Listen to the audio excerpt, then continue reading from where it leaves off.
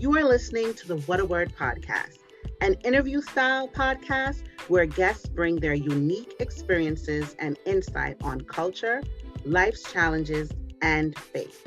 Each episode is seasoned with words which will inspire and encourage. Now, here is your host, Ryan Sharp.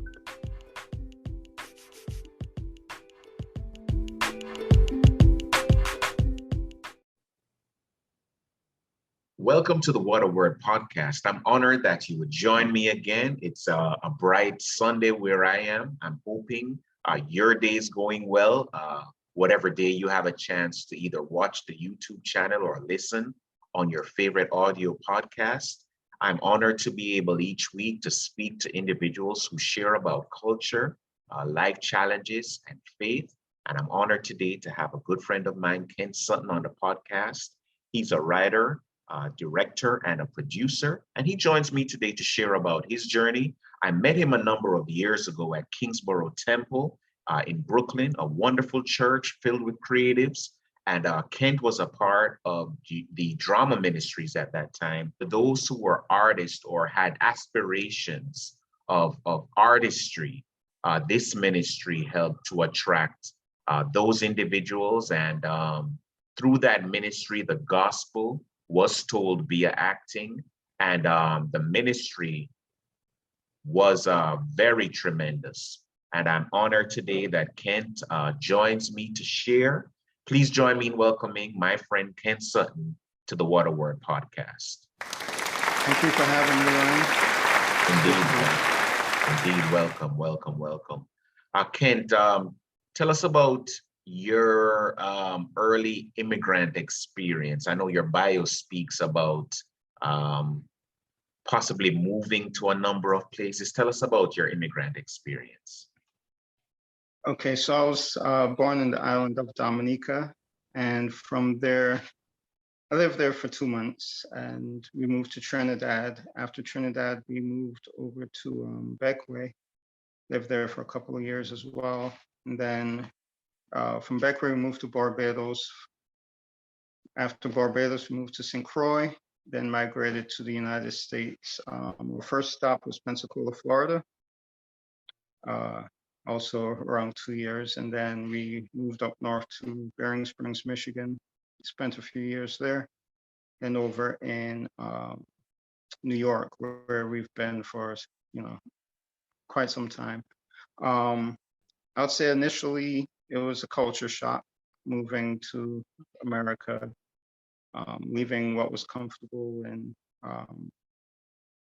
just experiencing a whole new world. I would say academically, my grades kind of dipped a bit, and I went into a shell, if you will, and I started writing. My father points out that my younger days, I used to like to create stories and share with him and my friends, my siblings.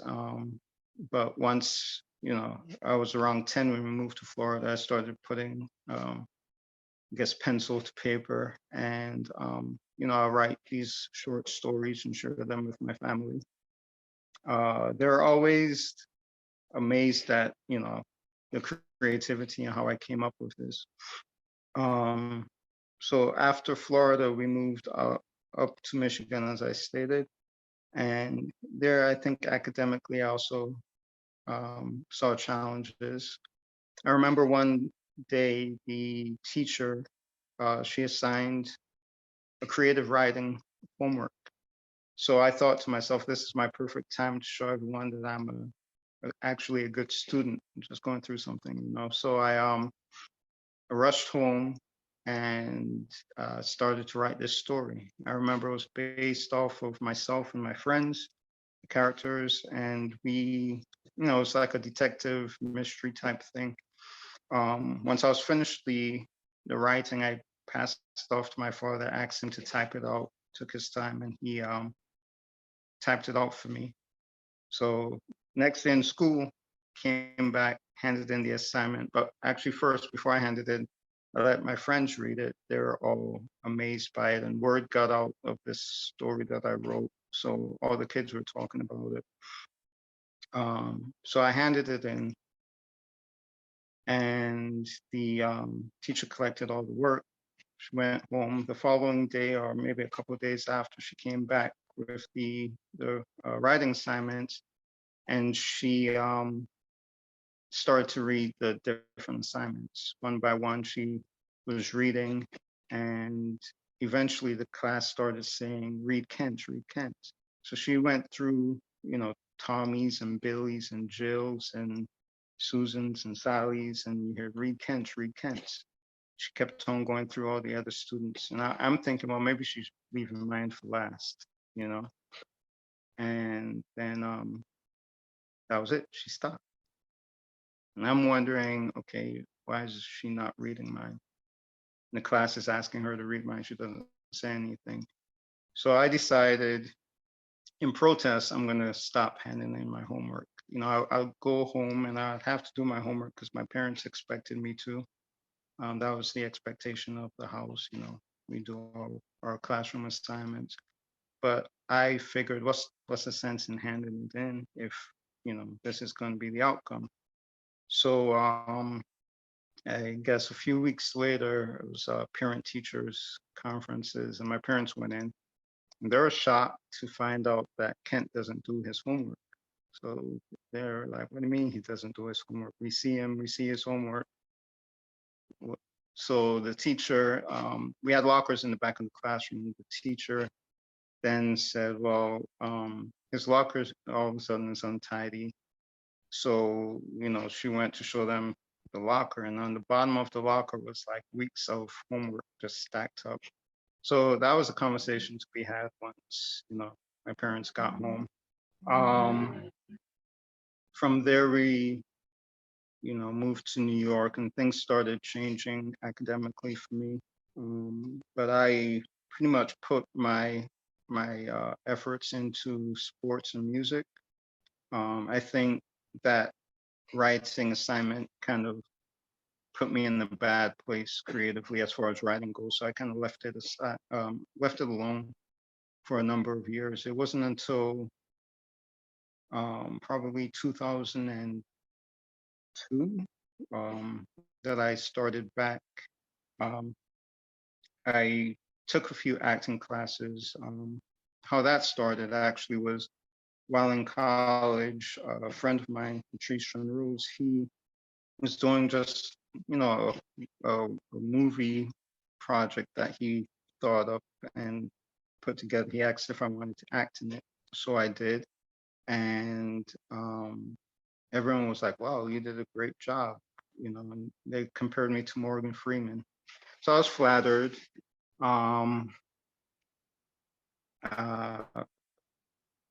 They showed a mutual friend of ours who was a filmmaker the recording of the movie, and he too was impressed. So he asked me to come out and audition for one of his projects. But before I auditioned, he showed me the other audition tapes, and I was a little intimidated. I was like, okay, I'm not ready for this. So I decided once I reached New York to take acting classes. So I studied first at West Barron, did that for several years, and then went over to the Living Theater, did that for a little while. Studied with David Triacca. It's a very good influence on me. I think a lot of my approach to the whole filmmaking theater world is based off of his teaching. Yeah, so we studied great plays, people like August Wilson, Shakespeare. Yeah, my mind goes blank, but those two were amongst my favorite. And yeah, started with fundamentals of acting, basic acting, introduction level stuff, and then went all the way up to master classes, and began teaching myself acting and directing and writing, of course. Okay, there's a lot to unpack, man. And I'd want to start off with what's understated. I've had so many conversations with young adults who are immigrants. And it's not lost on me, us, because I'll include myself as well, being caught off guard by the slights, the racism, and those things that could tear at one's spirit. How did you navigate through that? Because what you described, you were a pretty young person when you experienced those hurtful experiences. I was around 10 years old when I moved to Florida, and I had, coming from the Caribbean, it's a different world, as I said, and I didn't have a real understanding of what racism was like. I think anyone who grows up in the West Indies would share the same mindset. Matter of fact, I travel back and forth frequently, and I know for a fact that it's not really understood. You could see it on TV, but one would make allowances, and you have to experience it firsthand. Just being Black in America, unfortunately, exposes us to tons of harsh and traumatic experiences, not only with police officers, but with private citizens as well. I somehow wish there was a way for us to prepare the next generation for these experiences, which will invariably come, because so much has remained the same in the country, unfortunately. Um, and it's telling and kind of ironic that a young man who just detailed his experience with having his story withheld by a teacher is now telling stories via film, via independent filmmaking. You're a writer, you're a producer, who detailed that a friend introduced you to acting. And then it went up another notch due to the help and the tutelage of one David Triacca. Tell us Yes, a little that's bit correct. about David and his methods and what you learned in that experience. Oh, wow, sure. He, like I said, he was a great teacher. He, or what can I say about him? He's very, he loves the art. I believe, if I remember one of his stories correctly, I may be wrong, but I believe he started young trying to get in tight with some girls, and he took a acting class because it was all women. But don't quote me on that, but I believe that's where he got started. But he, like many who take it up, fell in love with the craft. And he's a tremendous talent. Um, we've been in and out of contact over the years. I've studied with him. I don't even know how many years, maybe 6 years in total. He's been on various TV shows and done a lot of stage work. And he's a great teacher. What did he bring Like, out in you, Kent? I would say he recognized that there was definitely something there. He pulled me to the side a few times, and we had deep conversations about the craft, the art, all that we need to put into it. He was able to, when you're studying any art or anything in particular, you may reach plateaus where you feel you're not growing. And I was becoming very discouraged through those points because it could last several weeks. And he was able to, talk me through it, kind of redirect me into the way I was thinking so I could push through those plateaus and, begin climbing again. Also the small things, the small habits, the small, here's an embarrassing story. I was late to one of his rehearsals and he really tore into me. I was never late again. And I think because of that, because I was in front of everyone, um, you know, how I run my sets, how I run rehearsals is, I don't allow anyone to be late. It becomes bothersome, and I understand the perspective, it's everyone's time, but those little habits, it's good to be on time or to be early. It's good to, um, really get the small details. It's what makes the big difference. So you establish the small habits, and even though it's a rehearsal for a play off of Broadway, it's about um, building your name. Because if everyone knows, oh, you're late all the time, and it wasn't that the fact that I wasn't late all the time. I was just late for a rehearsal. But you have to value everyone's time. You have to value the art and the opportunity. A lot of people don't value the opportunities that are given, and as a result, their work suffers or their name is suffers. Talk to us about the foundations of basic acting that he taught, and which you also taught, soon after as an acting coach. You're working with individuals who are sometimes playing roles that they don't relate to. What is it about acting that brings about this authenticity? Acting is best defined, I should say, as being truthful under imaginary circumstances. And once an actor can understand that, right, it's all about truth. I remember people saying to me jokingly, oh, I pulled a prank, or I tricked you, I'm a good liar. That makes me a good actor. That's quite the opposite. It's about being truthful, and it's about digging into your imagination. So we ran certain exercises built off of personal experiences, right? You have the wall exercise, where you use your imagination to visualize someone and you speak to that person, right?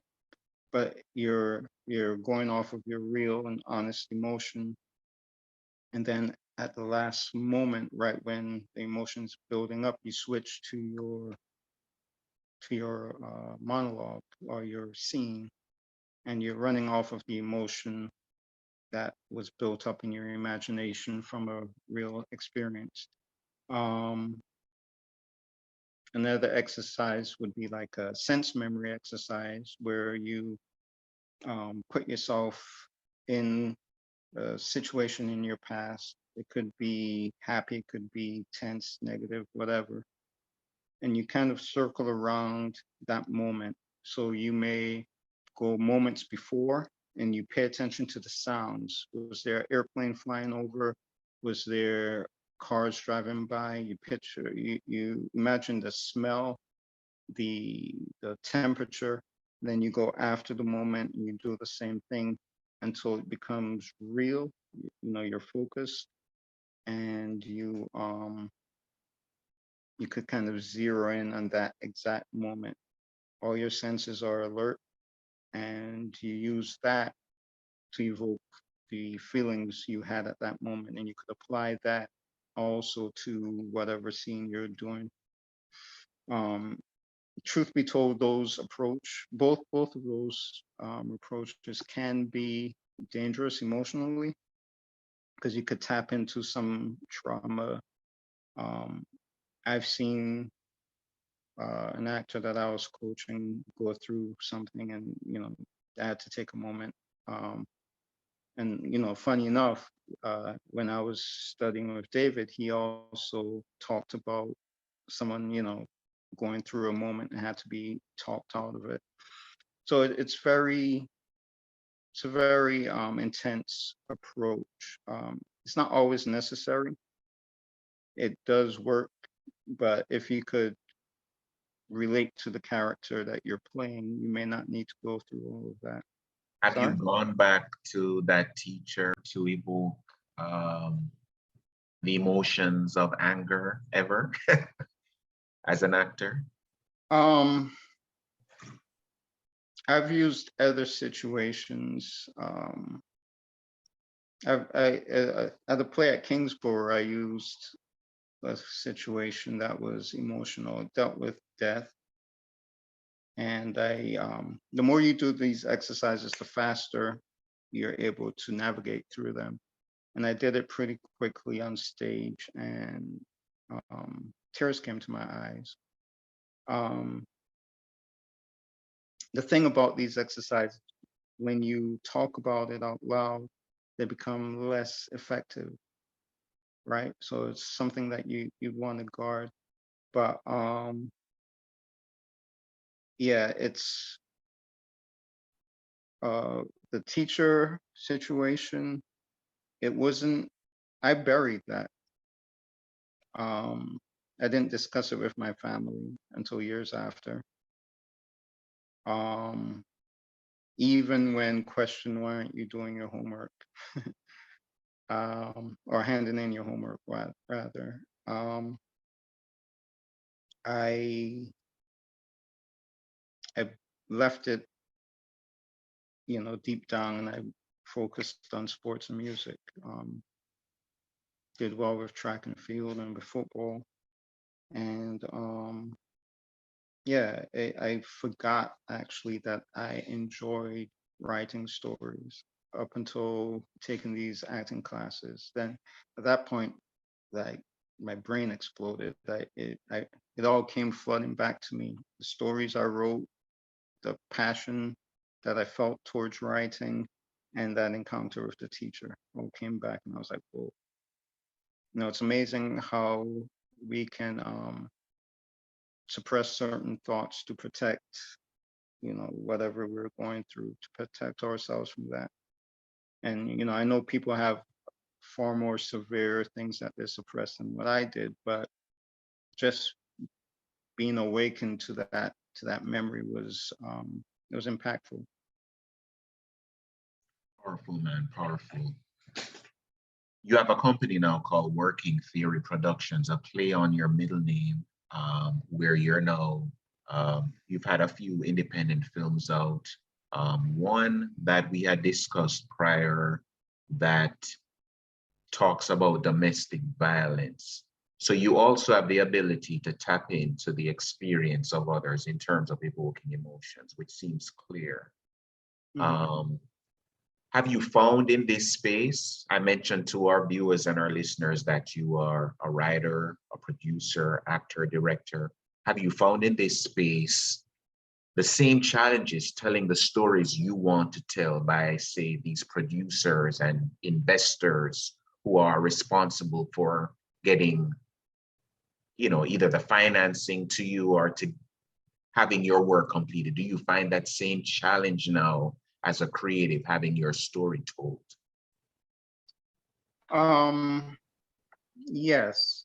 Not in the aspect of creating. That's the only challenge with creating comes from within, like, writer's block. You hear people that hit writer's block and they can't write. I've discovered that if I hit a spot that I'm stuck and I'm facing writer's block, it's not that I'm blocked, it's just that what I wrote was wrong, right? So I go back, see what I need to change, and it all starts flowing again. So it's a block to kind of protect the work, where it's like you need to revisit that, because if you go any further, it's not going to be any good. So I go back, delete what I have to do, and then change it, and then it flows again. So I don't get discouraged with writer's block. I just dig in to see what is off. Externally, because I don't have a recognizable name, I've ran into a few instances where that became an issue. I've had producers say, "Oh, this is a beautiful piece, but who is Kent Sutton?" And for that fact, they don't want to, help push the work forward. I've had more recently a production company, not production company, but a network rather. I was told that the CEO of this network handpicked Miranda, and she was very impressed with the presentation, the pitch deck. She hadn't read the script, but the people who I met with, there were three it was a Zoom call. They also liked the presentation. They said it's one of their stronger ones, and they had high hopes for the project.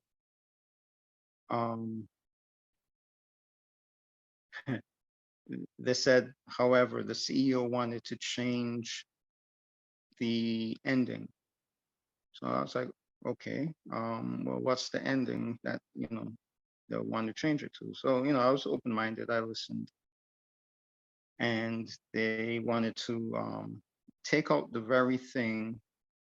Well, what they would have done was to remove the very thing that really brought the film together. It's like kind of like you keep setting them up with a jab and then you finish them off with a hook.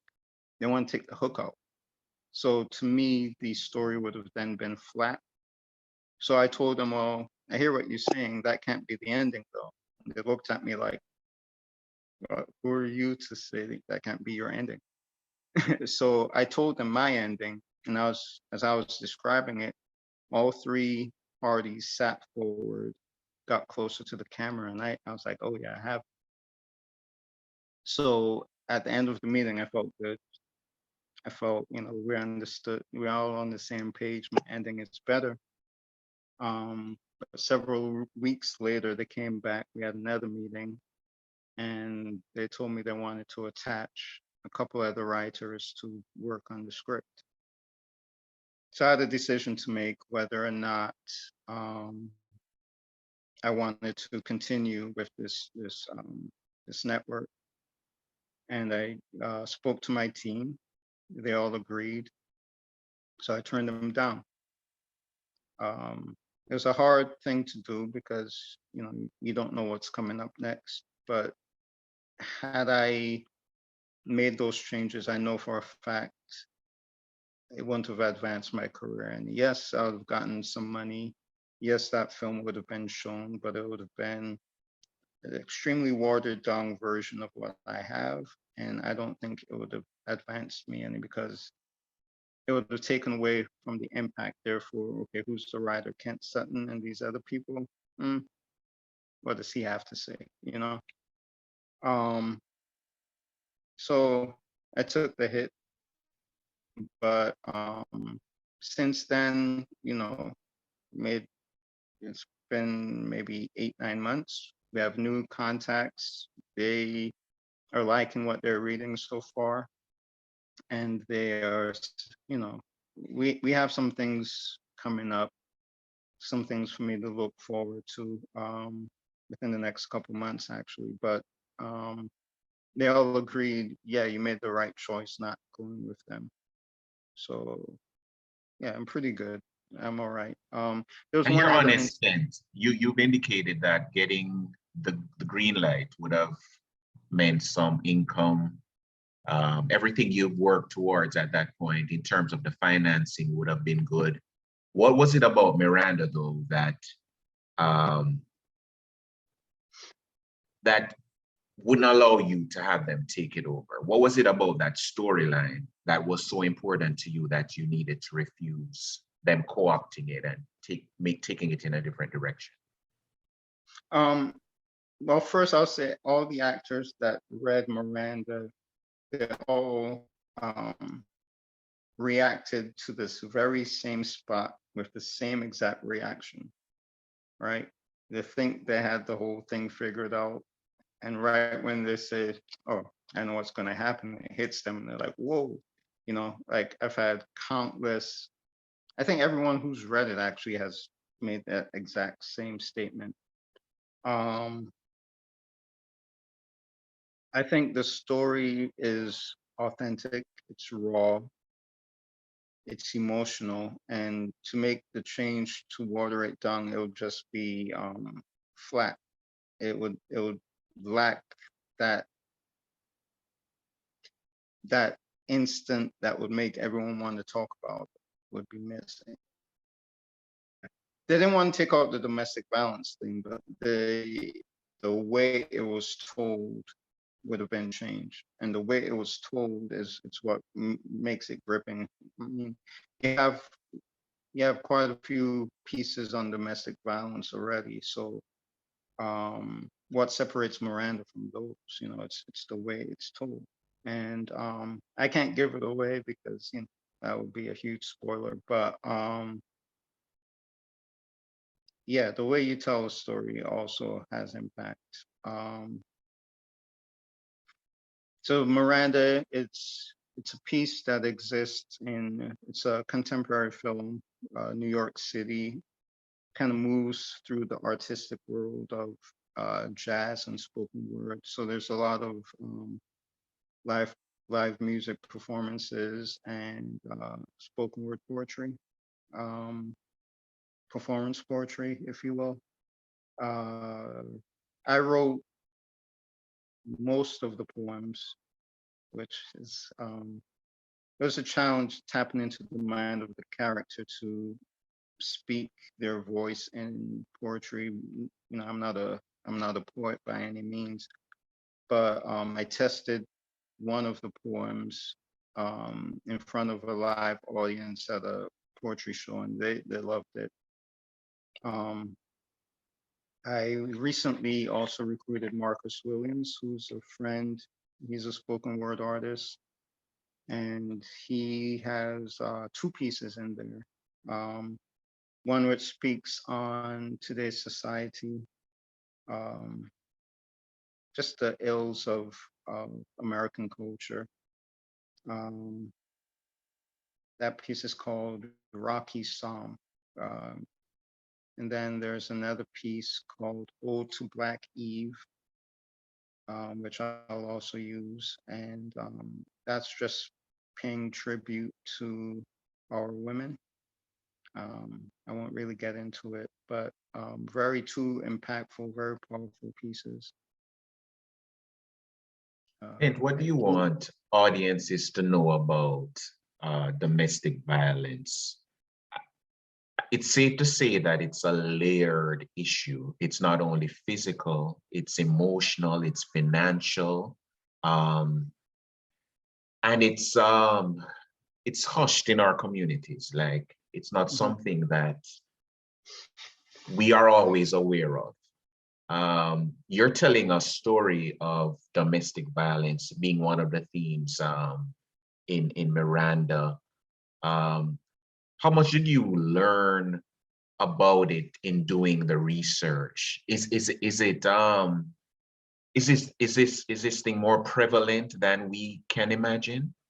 Oh yeah, definitely. Growing up, you may hear, or at least I heard, whispers of certain situations. I never really encountered it personally, saw it firsthand, or but once I guess the lens was removed, or the blinders was removed, and I approached adulthood and started to see it more in society. Is in college when I encountered someone who was experiencing that, and then it was like just back-to-back situations after that. Even walking down the street, I saw a situation where help was needed. So it's like once you become aware, then it's like when you have a car, you buy a car, and then all of a sudden you see that car all over the place. So it's like it became real, even though I hadn't experienced it, nor my family. So I felt I had to write about it. I've learned how it impacts members of family, how it becomes easier for them to repeat those behaviors. So my hopes in writing Miranda is that it sparks conversation, right? And in creating conversation, it can be faced head on. So whether you're someone in that situation where you're being abused, you can look at it with, you know, a little bit more objection, separate yourself from it, and hopefully remove yourself from that situation. Or if you or the abuser yourself, you can take a step back, same thing, look at it and try to face the way you're approaching things. We first did Miranda as a short film. We did it as a 12-minute film. And I think we played in 3 festivals. We won an Audience Choice Award at the Red Wasp Film Festival in Bryan, Texas. Now, this was a community, you know, I was the only one who went out. And it was a very small town. I remember when I got there, they were saying how hotels are sold out and cars are hard to rent. And I said to the car rental guy, I was like, "Oh, is it because of the festival?" He looked at me, he was like, "Festival? What festival?" I said, "The film festival." He's like, "No, because of the football game." I was like, "Oh, okay." So, you know, I drove out to Bryan, very small town. There was a football stadium. And the town was primarily European American, and you know, attending the festival was the same thing. For the most part, I was the only person of color. Then someone else came later on, and I was like, oh. But when they were announcing, they took a break the last night. Then I was out buying T-shirts, and they started to announce the winners. I didn't go back in. I didn't expect to win anything. So I had a couple of T-shirts over my shoulder, and I was reaching for my wallet when I heard my name being called over the intercom. And I was like, "Oh, that's me." And the lady was like, forget, just go. So I went back into the auditorium, and yeah, they called me up. I won the Audience Choice Award. And with T-shirts flung over my shoulder, I gave my thank you speech. And you know, during the Q&A, I remember this lady, tears in her eyes. She said, "Thank you for making this film." She went on to say, had she seen it 20 years ago, she wouldn't have had to deal with the restraining orders or the courts and, you know, all the stress. And hearing her say that with the emotion that she shared, it led me to understand that I am doing the right thing in this field, and it does have impact on people. You know, this 12-minute film can impact a woman where she is speaking in a public forum in tears, not caring that she's crying, saying how much the film impacted her and she wished she saw it 20 years prior. Yeah, that's the power of the craft. It's not entertainment to me. It's art. It's sharing deep stories that I hope would affect people, change lives. You know. Congratulations, man, on the award and on the impact. It's a call to action too, Ken, because as you rightfully described, all of us, especially men, we've seen situations where, you know, it's going down. It may be an encounter on the street between a couple, and we can usually tell that it's tense, and somebody is, if they're not gonna get hurt there, they're gonna get hurt in private, you know, when they go home.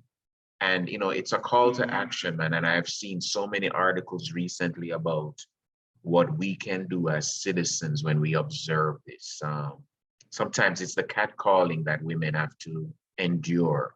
And some women have said if you just pretend to be a friend, you'll help them to avoid some of the harsh words and the physical encounters. But it's a real call to action and being our brothers and our sisters' keeper.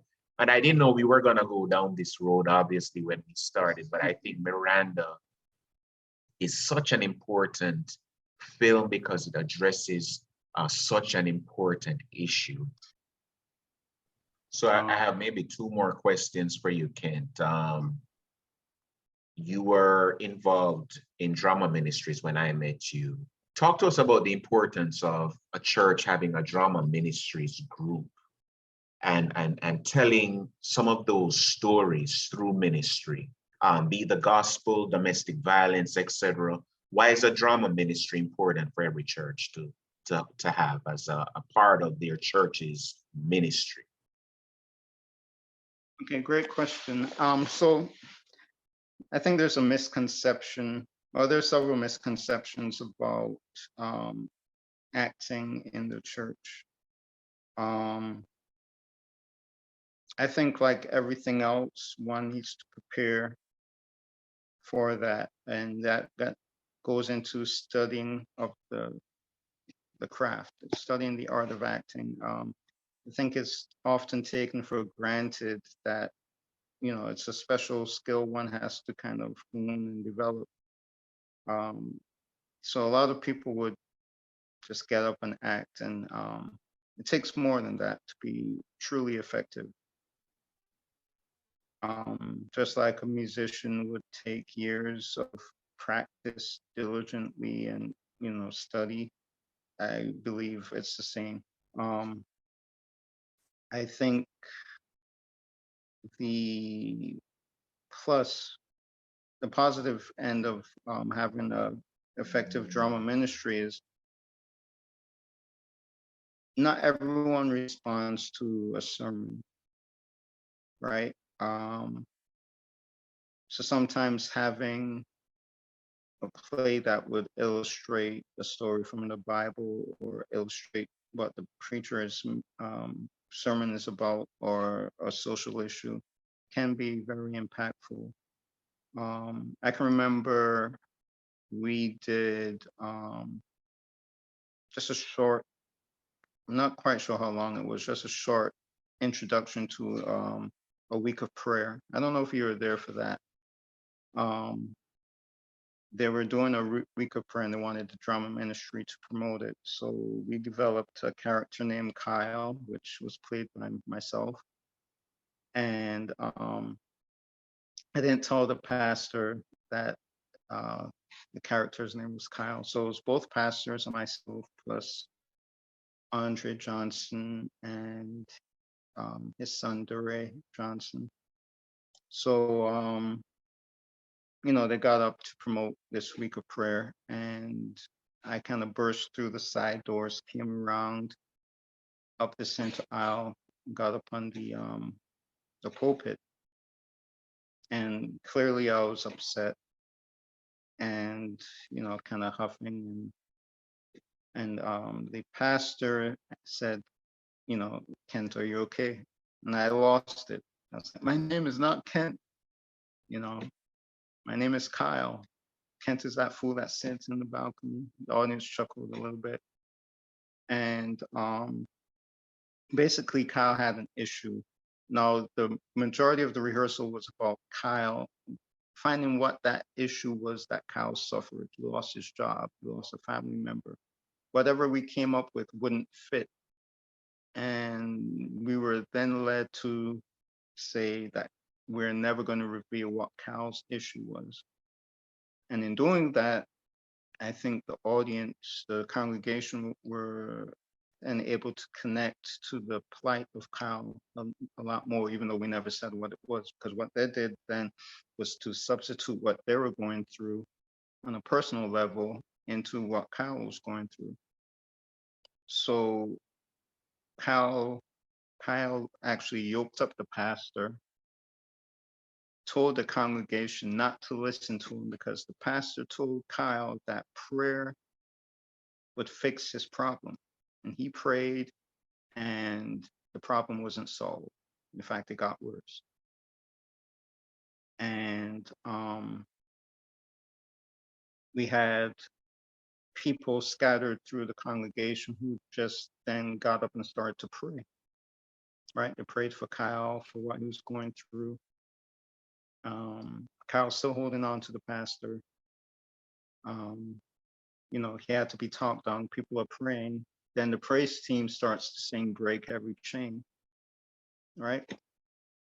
And I was told by many that they cried. I was told that men in the balcony started crying, because we all go through this struggle of questioning faith, questioning our purpose, or whatever we're going through.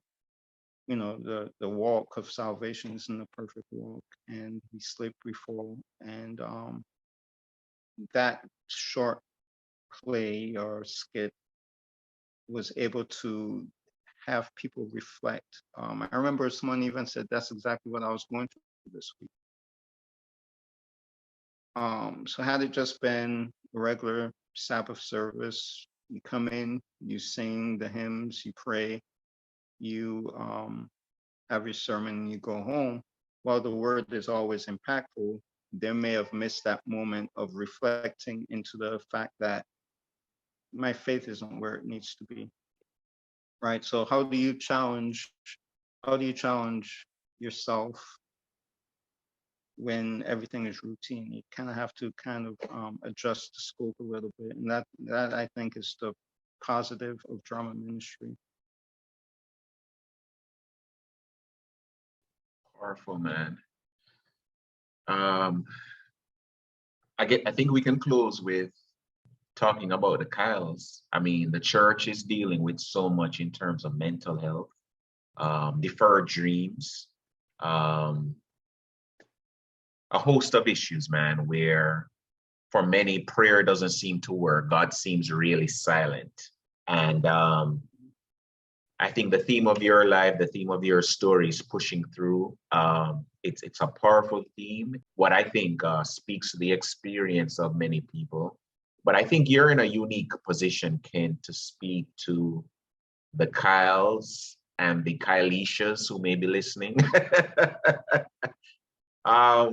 In closing, Kent, and I really wish we could get you up to where I live to start or help us to expand our drama ministries. But that being said, say something to the Kyles who are wrestling in that season where, you know, God seems silent, man, and prayer, they haven't seen any real evidence of the answer and they are losing hope.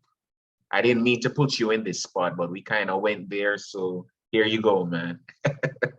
It's understood. Well, I guess we all are Kyle in our own way, regardless of how much or how well put together we present. I mean, if you look at Jesus's walk and those around him, I think everyone has encountered some kind of test, some kind of hurdle. You know, a lot of people disagree with me when I talk about Jesus praying in the garden, right? He was up against some heavy pressure, whether it's facing the cross or being separated from God the Father, whatever it was. He asked, "If it's your will, take this cup from me," right? You have Peter, who walked with Christ, saw the miracles, saw everything firsthand, and he denied Christ. You have the children of Israel, who was led out of captivity, led by a cloud and a pillar of fire, and still turned from God. So it's like, there's nothing to be ashamed of when facing these hurdles or these burdens. It's just a matter of, you know, like the writer's block that I mentioned earlier. You recognize something is off, and then you go back and you change it. Up until this morning, you know, I was struggling with prayer and praying through some stuff, but I know that God will not leave me hanging. I'm not going to be regardless of how things play out, something will happen that I can benefit from. And it's all right if people feel discouraged in the moment.